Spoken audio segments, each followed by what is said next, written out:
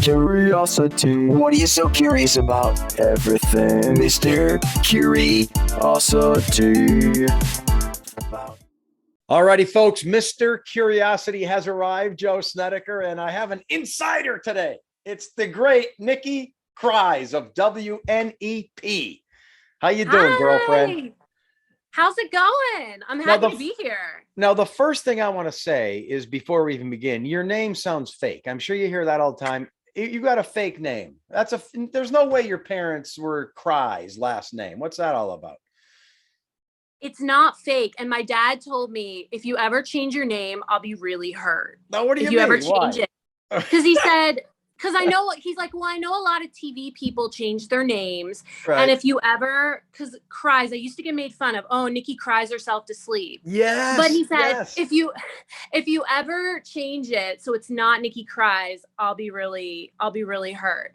But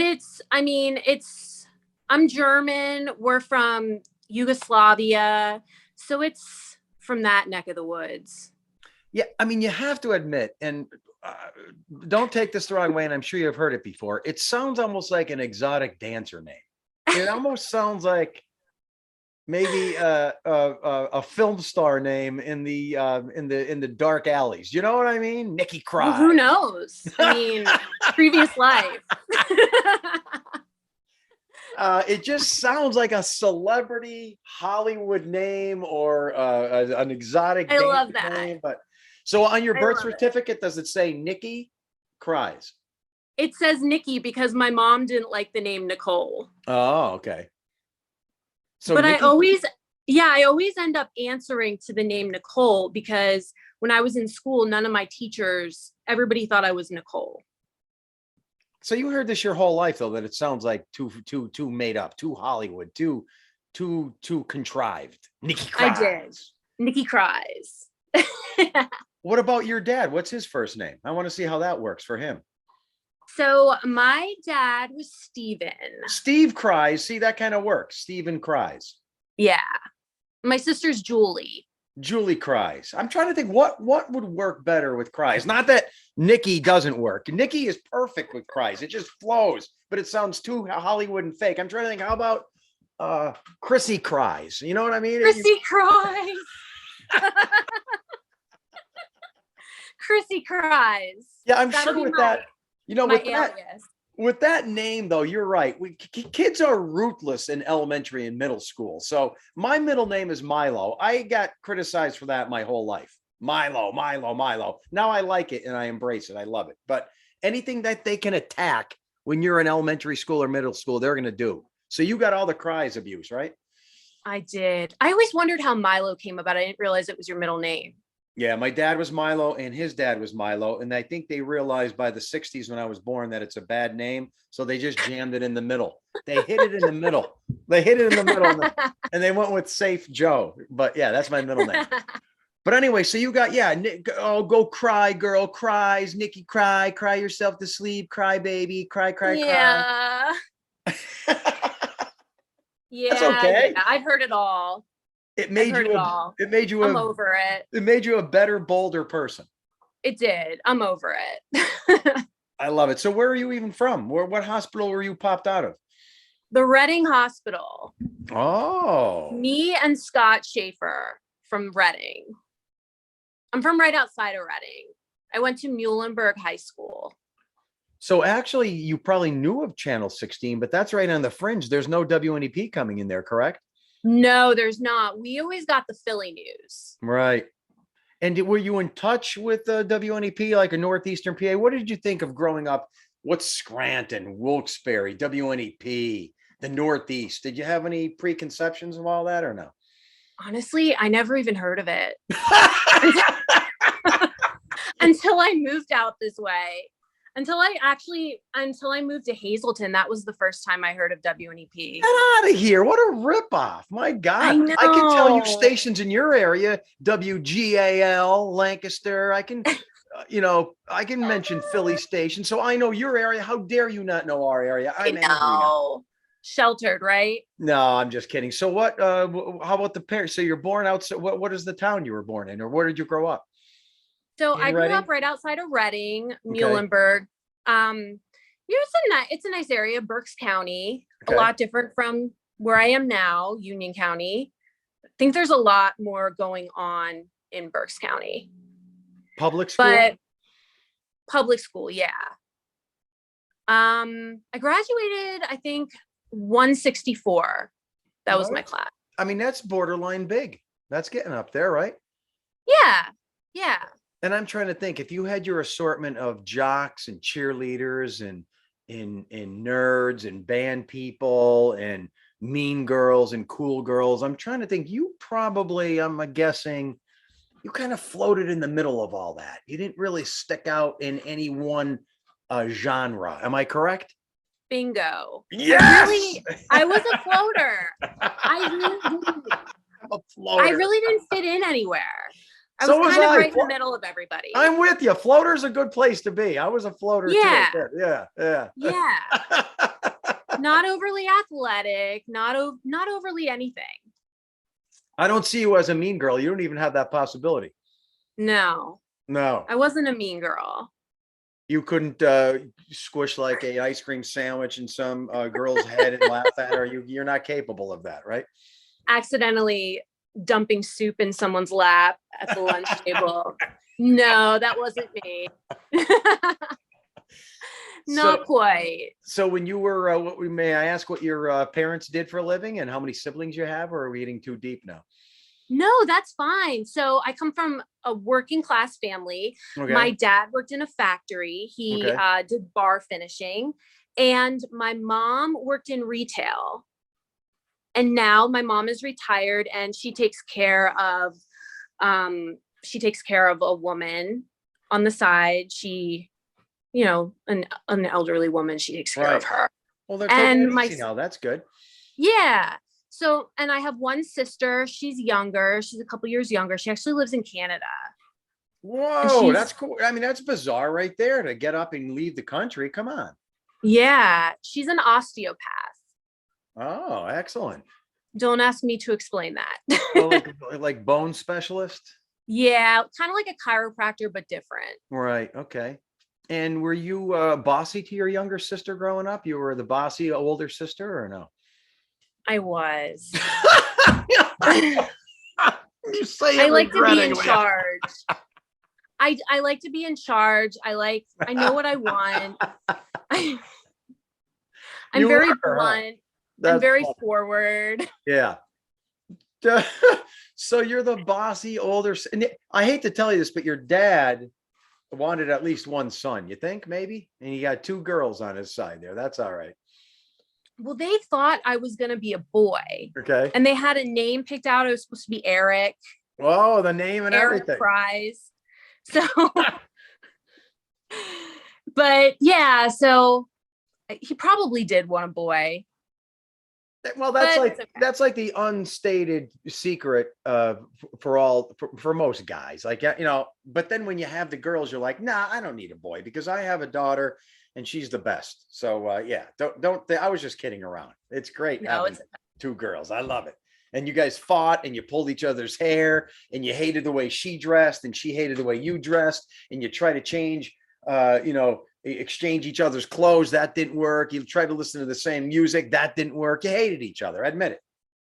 We did, but now we're so close. Oh, yeah, that's good. Which is great. So that's good. I think it's easier with two brothers because we just beat each other up and then you forget about it in 2 minutes and you really don't care about much. But girls, it's a little different, right? It is a little different with girls, especially girls who are so close in age. Yeah. Now, when you were growing up in that area, was Cabela's there? Because the only way I go to your area is to go to Cabela's. It's like a tourist attraction. That's kind of a new feature though, correct? It came later in life, probably when I was in college. Oh, so you missed the whole Cabela's tourist attraction, right? I think when I was interning at WFMZ right in Allentown, I think that's when it opened. Or I could be totally off base with that. I haven't, I don't know. I don't remember. Don't quote me on that. I don't remember. No, I remember going there on a shoot one day, and I don't remember if it was for the grand opening. How far is that from your house that you grew up in? Within 10, Cabela's? yeah, within 10 miles, like pretty close or no? Yeah, it's about 15 minutes. Wow. All right. So if I ever need any supplies outdoors, I'm going to say, could you pick this up for me? I'm going to hold it against you. That's okay, I'll grab right? it for you. Yeah, I love it. What a lot of folks may not realize about our relationship is those of you who work in the Western counties, and we'll get to this later, it's almost like you're detached from WNEP because our central location is in Moosic and we never see each other. I see you maybe once a year, if that. So it's not like we're these friendly colleagues. You and I, we know each other only in a distant colleague way, right? It's weird.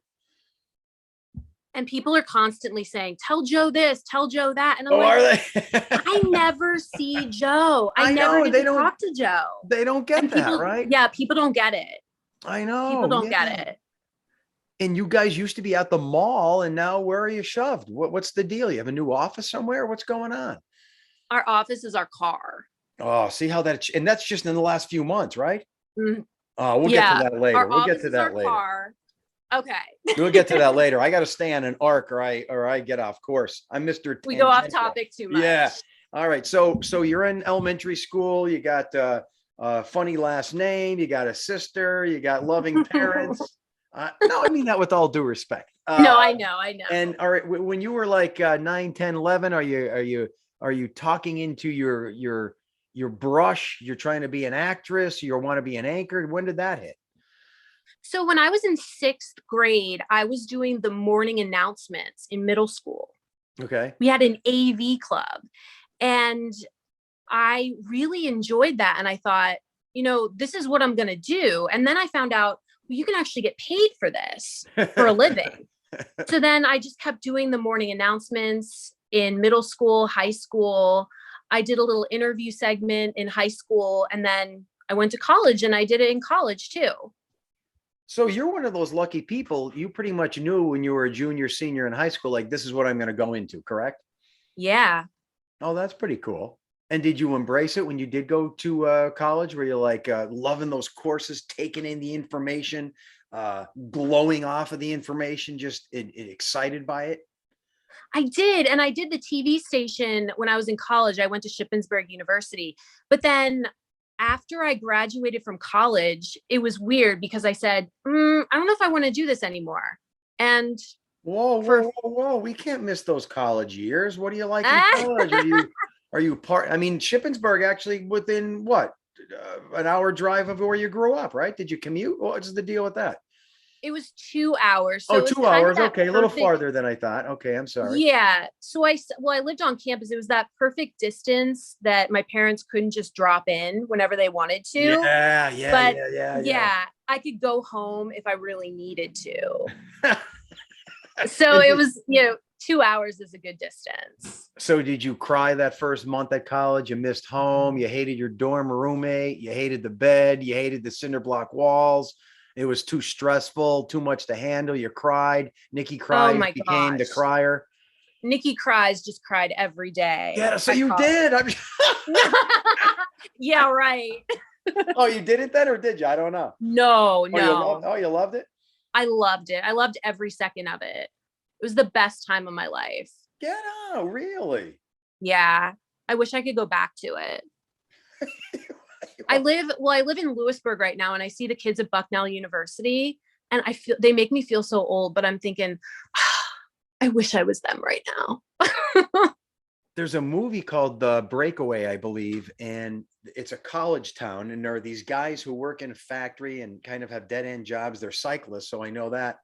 And it's kind of poignant and sad. They say they keep getting older, but everyone else stays young forever because it was a college town and there's always 20-year-olds, but yet they get older. So that's one of those weird paradoxes of growing up in that area. I know what you mean. Yeah. You get older, but no one else does because they get a fresh new supply of young people in these college towns. It's awkward. Yep. It is awkward. But you still look young and fantastic. So well, thank you. Are you woman enough to say your age or you don't want to? No, I shouldn't have asked. Wait, I'm going to get the bell. Here it is. That means shut up, Snedeker.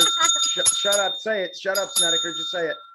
I will say I'm in my late 30s. Oh, I didn't know that. Wow. So You look fantastic. Late 30s is a good place to be. You could be a senior citizen like me, 55. Well, I think I'm probably the oldest reporter at WNEP right now. Whoa. So when you say reporter, you're talking about someone who does no anchoring, just reporting. This is an interesting topic. You might be the oldest. I think I am. Does that mean that a lot of reporters usually work up to then becoming an anchor, or why don't they age? Why aren't there these older reporters at WNEP? Do they go somewhere else, or do they then move into anchoring? What's your theory there? I guess. I guess they move on. They go to anchor. I like reporting though. You don't feel stagnant in any way? Sometimes I do. Yeah. That's the life, baby. That's life. There's nothing you can do about that. Yeah. But again, I'm getting ahead of my own curve. So when you were in college, did everything go smoothly? You took your journalism courses, you took your comp courses, your writing courses, you felt great about it. You're ready to conquer the world. Yeah, everything went smoothly. I did great. I don't remember what my grade point average was, but it was good. So are you one of the, you want to speak in front of crowds? Like when I took speech, I hated that class in college. I don't want to talk in front of everyone. Leave me alone. I want to keep to myself. I'm kind of an introvert, believe it or not. So were you just bursting forward with all those courses that you wanted to be in front of people and you loved it? I did. No, I did like it. I will say speaking in front of a crowd is a lot different than speaking on camera. Right. Because on camera, you don't have people right in front of you. Well, you know that, but speaking in front of an audience is so different. I do like speaking in front of a crowd though. But yeah, I embraced all of my classes. I really liked them. But then when I graduated, I just thought, I don't know if I want to do this. So that's so bizarre after you got what you wanted. And then you're like, I don't know if I want it. Yeah. And I'm thinking, well, now I have to apply for jobs. And Well, is when you were in college, I know because I teach at the University, Marywood, what was your science elective? Do you remember what course you took for the science elective? Science. You had to take a science or math elective. You have to do it. Sometimes 2 classes, sometimes a lab. Come on, this is my field, girlfriend. This is what I do. I want to know what your science elective was. Whatever you answer, I'm going to judge you by. She can't even remember. It must not have been influential in your life. Come on, was it biology, anatomy, astronomy, geology? I had to take a science elective. You can't get out of college without your science electives. And folks, I have her stunned. She can't think of what it was. I love it. It might have been biology. It might have been biology. Yeah, probably some intro biology class. Yeah. Do you want to talk about the math though? It would have been some kind of intro math. Yeah. And because I hated math. You hated math. I did hate math. What's the quadratic equation?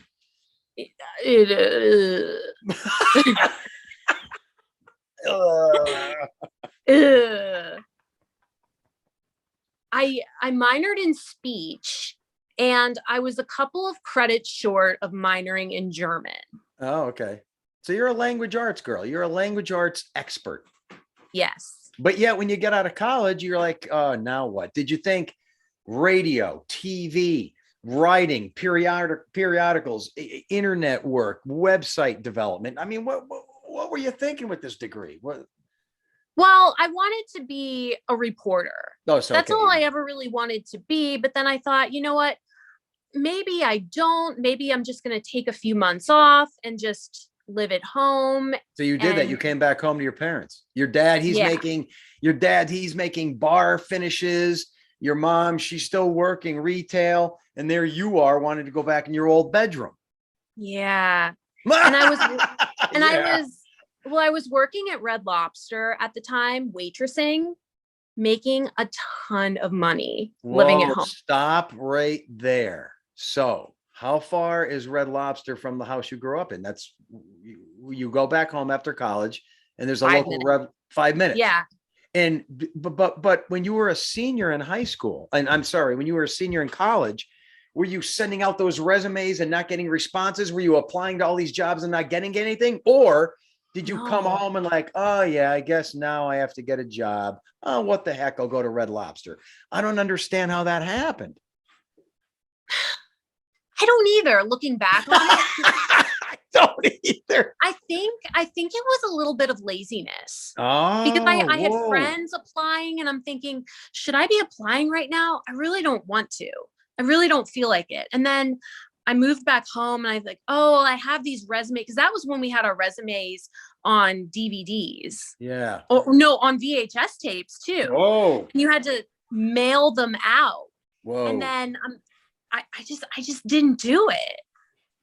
Yeah, I mean, now I'm losing respect for you. No, but what I'm saying, I guess what I'm saying is, when I was a senior in college, I was getting panic attacks. I'm like, I got to get a job. I better apply here. I better send this. No, I wasn't really getting panic attacks, but my point is, I was very aggressive. And now with my kids who are just getting out of college, I told them the same thing. Your senior year, you're packing stuff out. You're applying. You're going to the college, department that handles prospective job applicants and gets you careers. Do it. Push it. And here you are coming home and just, oh, I don't know what's next. Maybe I'll apply. Maybe I'll just suck off the parents. Come on. You know what, though? I will say I don't regret doing that, because when I moved back home and I stayed home, I think it was like 2 years that I did that. I met at Red Lobster and I worked at a clothing store. I met some of my best friends to this day. Yes, being a waitress, working retail, I met some of my closest friends. We went out all the time. I was just living, like a young 20-something-year-old. And I just enjoyed life those couple of years. And then I saw an ad on Craigslist for a cable station in Hazleton. Whoa. And then this is while you're on break at Red Lobster, maybe? Yeah, probably. And I'm thinking, it was probably after a really bad day at Red Lobster. And I'm thinking, you know what, Nikki, suck it up. You need to get a TV job. Well, I was going to say, no offense to Red Lobster, but when you were there for that year to 2 years, the whole time you weren't thinking, I'm going to make a career out of this. You knew. No, I wasn't. I always had it in the back of my head that I was going to be, going into TV at some point. But by that point, you're 23. Just let it go, right? I understand. Yeah, that. I was thinking, you're living at home. You're getting your laundry done. You're getting free meals. You're making $300 in tips a night. I can understand the excitement. Exactly. Not paying rent. It was great. So then, but I saw this ad on Craigslist and I thought, okay, I'm going to apply for this job. And I got the job at a cable station in Hazleton, News 13. And it was part-time at nights. And it was not much money at all. And I commuted an hour and a half, a couple nights a week. And I was thinking, wow, Nikki, what are you doing? You're covering these city council meetings. You have no idea what's going on. And so, I mean, we all know that that's a kind of a starter station. But yes. When you compare that to WNEP, was it really just a simplistic, a watered down version of now your career? Or was it, I mean, very few limited viewers, limited coverage, limited scope, smaller crew, smaller facilities, smaller equipment. Yeah. But did you at least were your passions ignited when you were there? Oh, yeah. Yeah. Everything came back at that point. And I was thinking, wow, this is what I really need to be doing. This is what I really want to be doing. Oh, and I'm really glad that I did that. Oh, that's excellent. I quit Red Lobster. Oh, so even though you were only part-time, what made you quit Red Lobster? Did they offer you full-time? Well, it was hard to work both jobs because the TV station was at night and Red Lobster was also at night.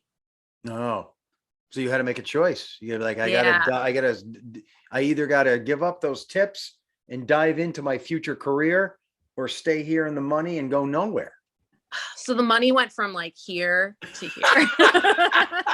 Well, before we talk about that change, what's it? Give me some annoying waitress stories. Like, and I don't want to get too nosy, although I do. What kind of money is a good night at Red Lobster? If you make $200-300 in tips, is that realistic? I mean, there were times where I'd make $200 in tips. Wow, that is pretty good. I mean, you give pocket $1,000 a week in tips if you do it right.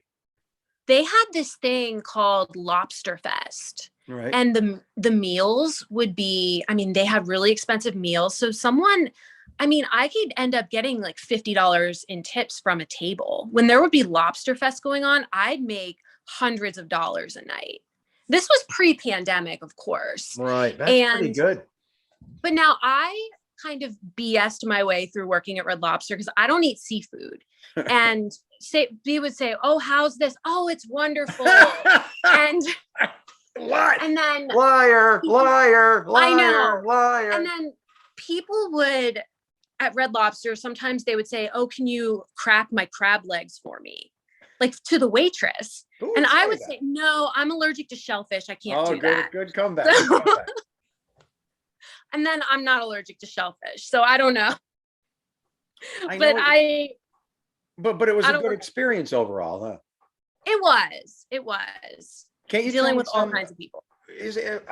I don't know, because whenever I'm at a restaurant, I try my hardest to be least annoying to the waiter or waitress. There's nothing worse than someone who gives the waiter a hard time and they want to be treated like a king or a queen. I hate that.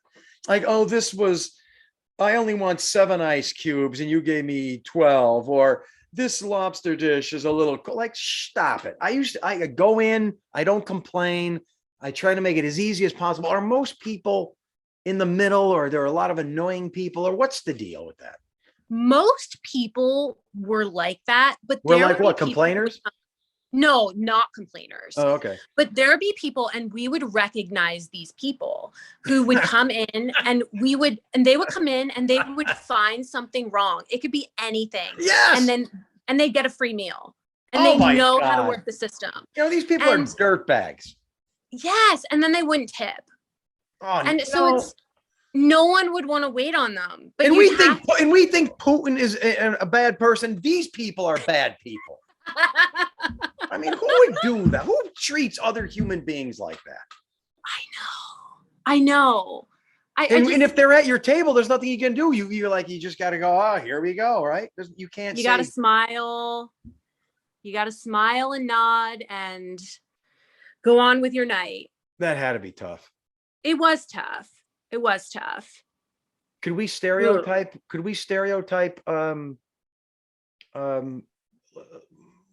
People who are good tippers, bad tippers? Like, is it teenagers who are usually bad tippers? Senior citizens think $1 a lot when it's not. Is there any generalities there or no? Sometimes you would think that there were, but then people would just surprise you. Oh yeah. So there's no. And then you could have the nicest people in the world and they'd leave you a bad tip. Or you could have people who you think, "Oh God, these people, you would try to stereotype someone, they'd be dressed a certain way, and then they'd leave you so much money because maybe they're bartenders somewhere else and they know how the restaurant business is." So it's like, that's why I learned so much in the restaurant industry. I've learned really not to judge people based on their appearance. What a great lesson area. That's better than a 4-credit course in college, right? Exactly. That's excellent. But so that lasted 2 years. You're living at home. You're dipping into the TV career at Hazleton, and then that takes off, or what? Yeah, I mean, I worked there for 3.5 years. That's a long time. Commuting from home, or you get your own apartment? How did that work? So I lived with a friend for a while in Hazleton, and then I actually lived at the Genetti for a little bit in Hazleton, a couple nights a week. And then I ended up getting an apartment. So when you were at Hazleton doing the reporting, you knew that was a stepping stone, or is there a little part of you that thought, "You know what? I stick it out here. I rise to the top. They're going to pay me good. This could be a career. Who knows? No, I knew it was a stepping stone and I got comfortable there. That's Right. why I stayed for 3.5 years. I tend to do that. I tend to get comfortable. So as when you're there, at the end of the 3.5 years, you're sending out resumes to WNEP, Philadelphia, New York City. I don't know. What are you doing? I sent resumes to stations all over the country. You did. I did. And which it's kind of interesting. I sent resumes all over the country and I got hired at WNEP. So out of all those, how many resumes did you send? Honestly, 5, 10, 20, or probably close to 30. and the only response was from WNEP, you're saying, or no? No, I got other responses, but I will tell you this, geography is not my strong point. Okay. So it's good that I'm at WNEP in Pennsylvania, because then I was thinking, if I have to learn another state, if I have to move out of state, because I remember, and then I was thinking after I sent out one of my tapes, I think it was to a station in Wisconsin. I remembered writing something about it'd be great to work in Mississippi. And I'm thinking that's why these places aren't calling me back, because I don't know where. I don't know my geography. So it's good that I'm at WNEP. You're a storyteller. You're not a geographer. Exactly. I get that. All right. Well, so you get the response from WNEP, and at that point, did you still not really know anything about WNEP? When you No, I knew a lot about WNEP because you're working in Hazleton. There's overlap. Yeah, I would see a lot of reporters. I would always see Andy Palumbo. I talked to him a lot, and that son of a gun. I'm sick of hearing about Palumbo in every podcast. What does this guy influence every radio and TV I told him I'd give him a shout out. But no, I really did. Andy Palumbo, Andy Palumbo. I'm sick of Andy Palumbo. Uncle A-Pal. Well, he's a legend. No, he is. He's a legend. But no, I really did. I saw him all the time, and I saw a lot of people, but he was helpful. He was helpful for you. He was kind and helpful and wanted to help. Yeah. Is he the one that said maybe you should send a resume to WNEP or no? He is. He was. He is. Yeah. If Andy Palumbo was not on the planet, you and I may not be together at WNEP right now. Is that a possibility? That is a possibility. Jeez. It's crazy how these things work out. Wow. So he said, why don't you apply and give it a try and blah, blah, blah. Mm-hmm. And next thing you know, you get a call from our news director. Yeah. Who was it at the time? It was Carl. It was Carl. Okay. And I was his first hire as news director. Whoa.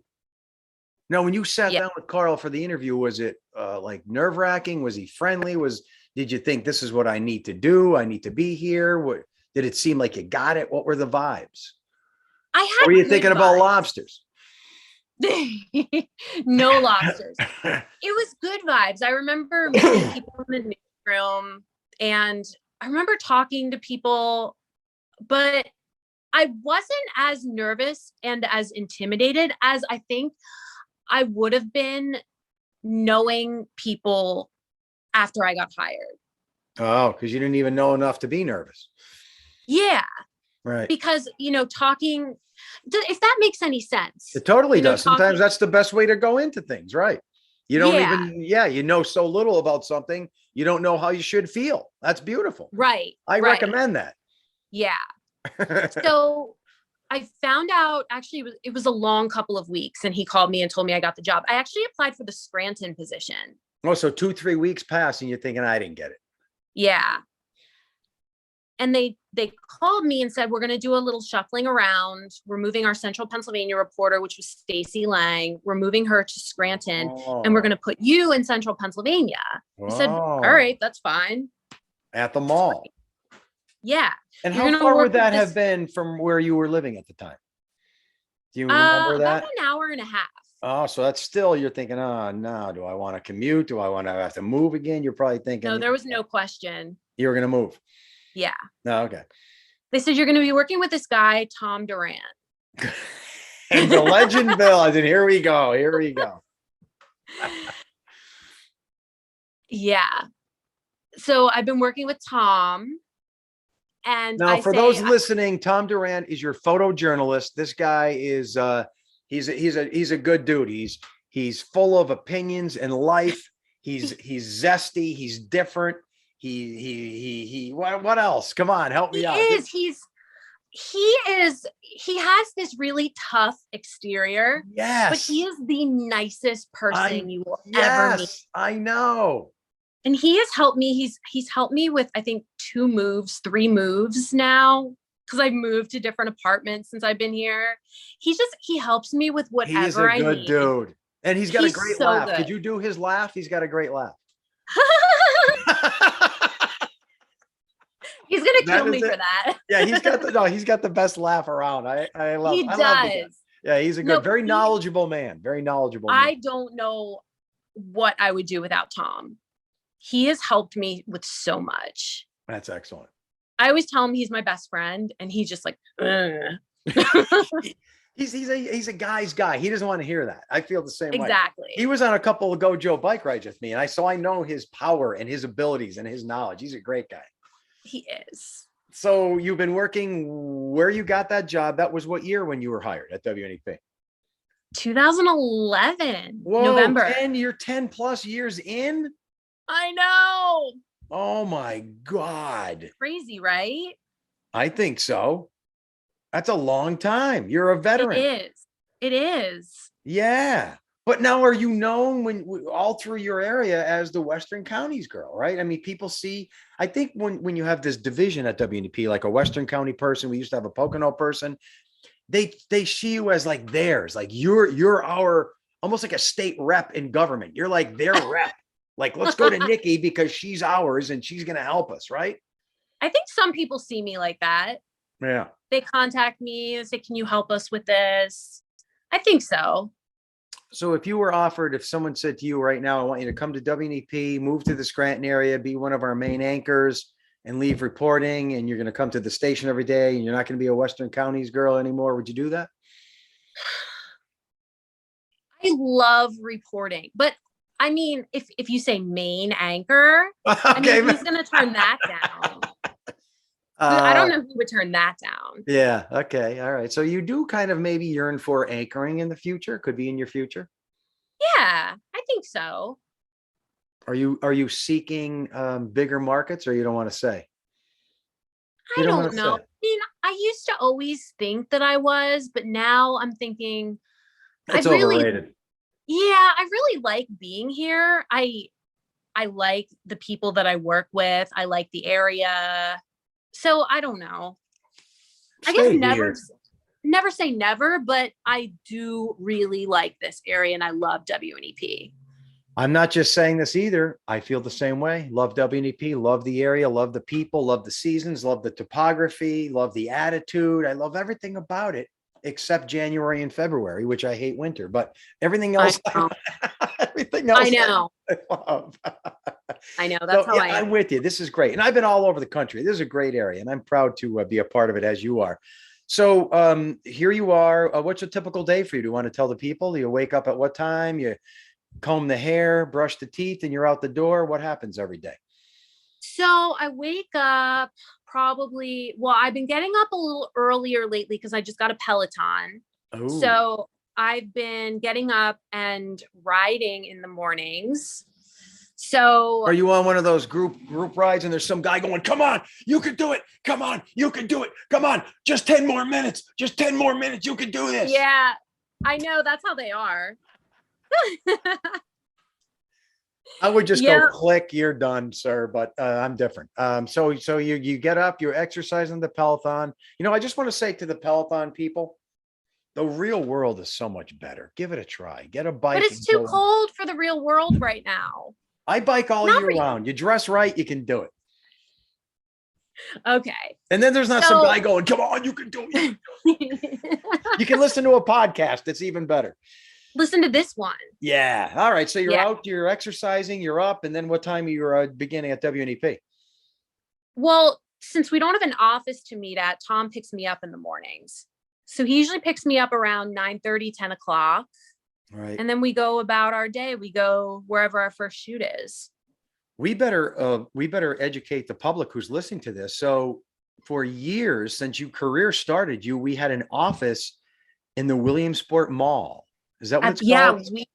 we had an office at the Lycoming Mall. Lycoming Mall, and you were in there. It's a beautiful WNEP rented out room there, and you had computers and hookups and phone lines, and it was great. And then great office. And then as of just a few months ago, we're not in there anymore. I don't know if I can give specifics, but we're not there anymore after with the pandemic, right? Some issues, but malls changed. Their office malls space, everything changed. Yes, the world changed. So and now I'm bummed about that because I am a mall person. I like being able to shop for everything under one roof. I'm not an online shopper as much.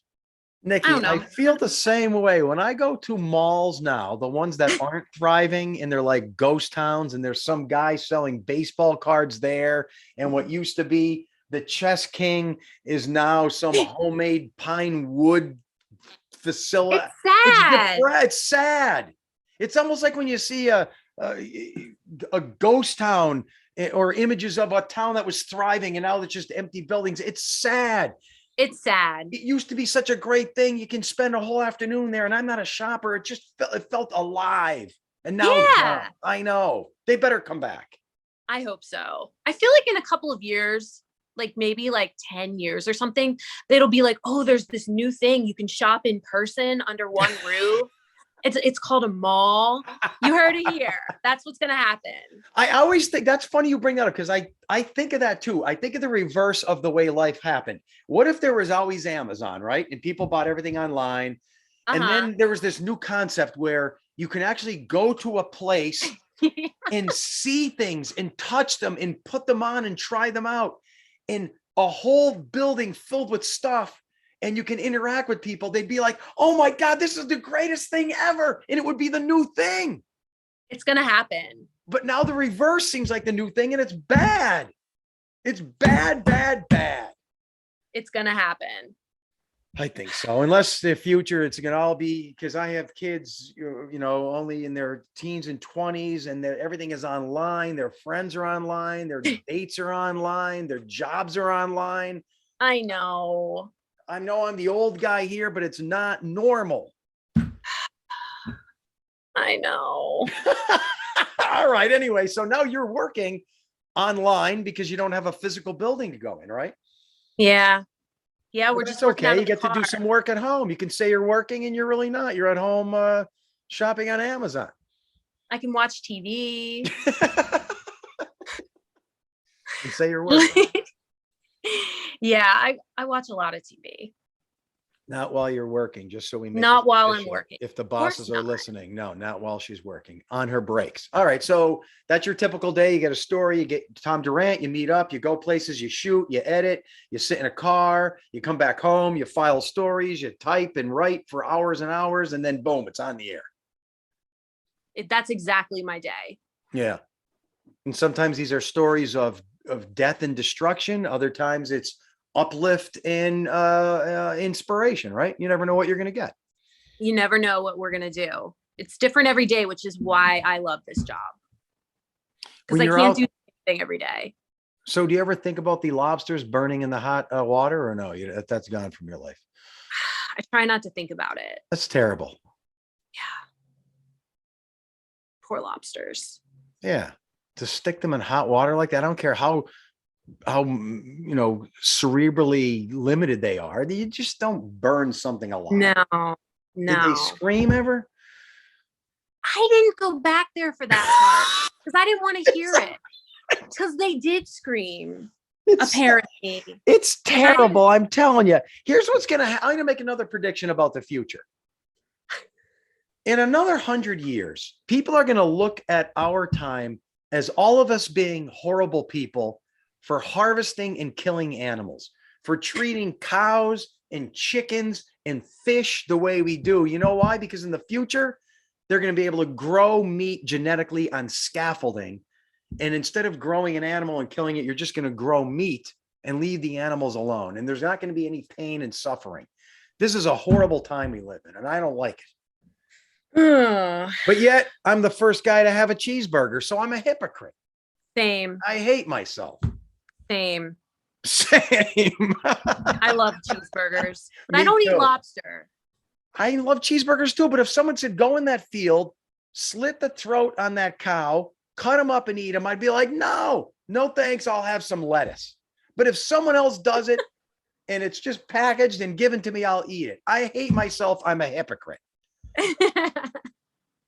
We're getting off topic. Speaking of animals in your new career, I got to hear about your birds. What's with the bird fascination?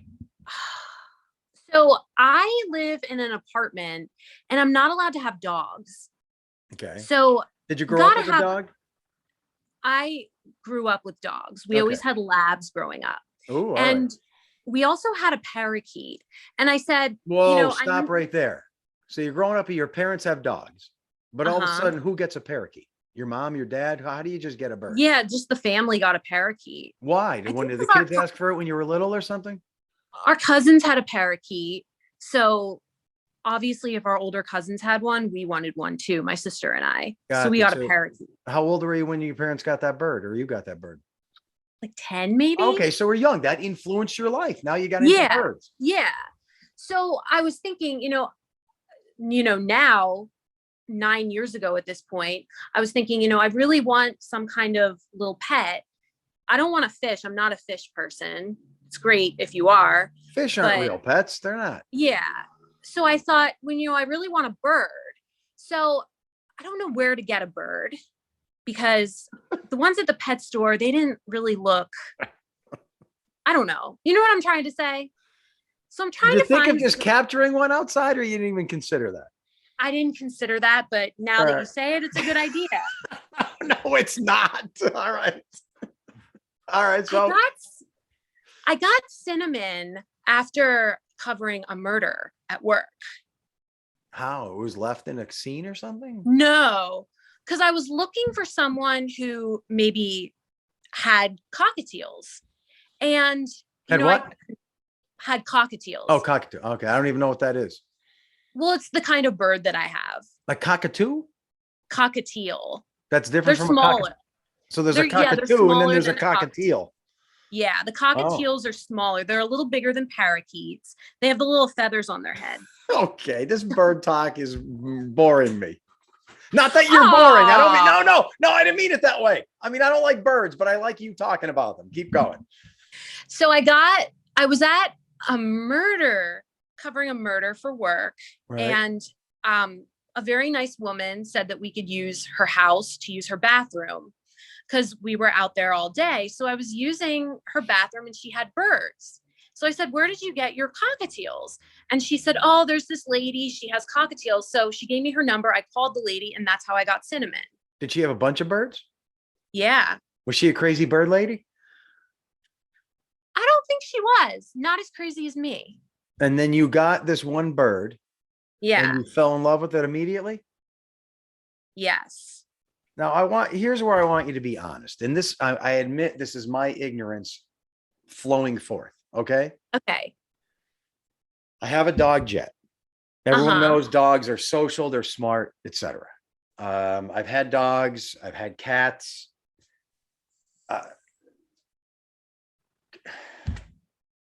Just spit it out. Go ahead.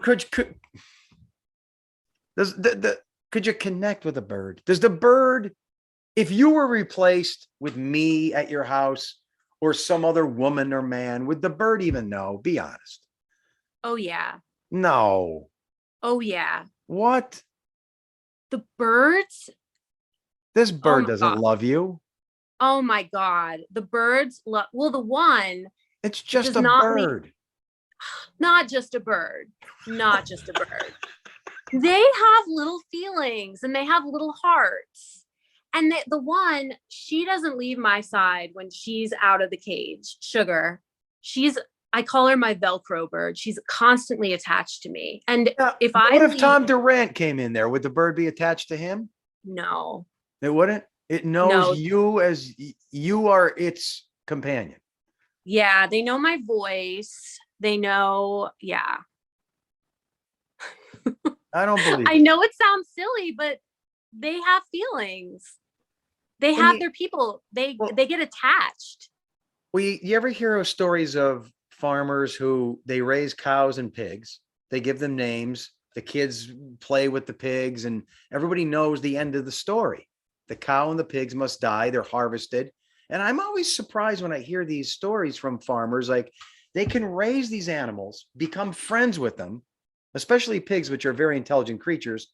And then they seem to have I don't mean to be dismissive, but then they have to kill this animal. And I'm like, is that hard for you? And they're like, well, yeah, but it's what you do. You do what I mean? Isn't it? Yeah. So what if someone said to you, all right, it's time, Snedeker's going to take that bird and eat it? Would that? No, they're pets. You don't eat a cockatiel. It's not a chicken. In a way it is. No, it's not. So it's totally not, different. though. Well, I'm just saying the farmer can raise a pig and kill it. Why can't you raise your cockatiel and eat it? I could say the same thing about a dog. I know, I couldn't do it. Yeah, I couldn't do it either. I know. They're my pets. You know what the funny part is? I think this is a scientific fact. In fact, I remember reading it many times that, speaking of that, pigs are just as smart as dogs.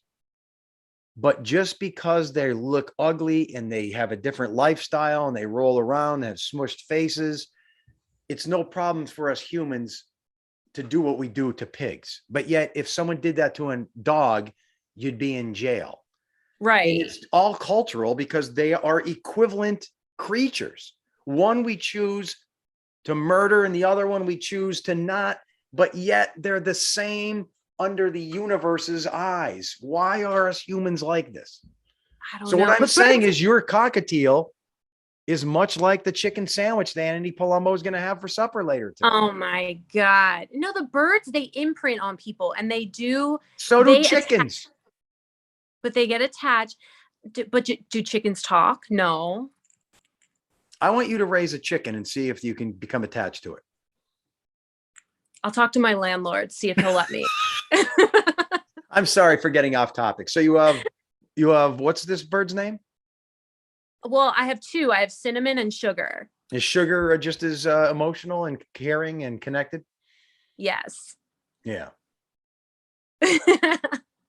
We have to do this experiment. For 1 year, I want you to raise a chicken and see if it'll be happy to see you come home every day and you can put it on your lap and then see if you can make a chicken sandwich out of it at the end of the year. I couldn't do it. No, me neither. I couldn't It's just do a thought. It's a thought experiment.